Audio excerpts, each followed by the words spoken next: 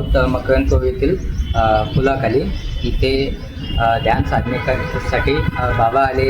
आपण त्याची माहिती घेणार आहोत. नमस्कार दादा, तुमचं नाव काय? आदित्य शिंदे.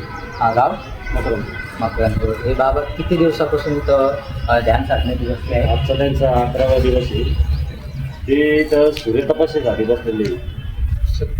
माहिती द्या आम्हाला. सूर्यतपस्येसाठी बसलेले आहे. तर या मंदिराचं जीर्णोद्धारासाठी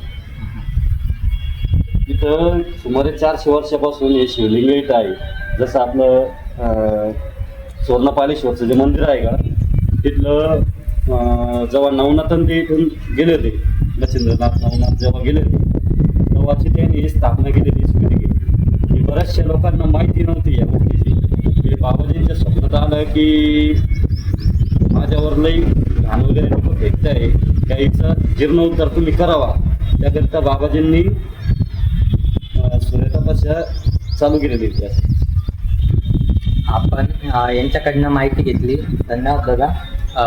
इथे आपण मकरंदपूर येथे आलो आहोत. इथे ध्यान साधना करून सूर्यतपस्या करून बाबा ध्यानस्थ बसलेले. समस्त हिंदू बांधवांना विनंती आहे की आपण इथं जीर्णोद्धार करण्यासाठी हातनं हात बाहेर लावा, फुलनं फुलाची पाकळी द्यावी, ही विनंती.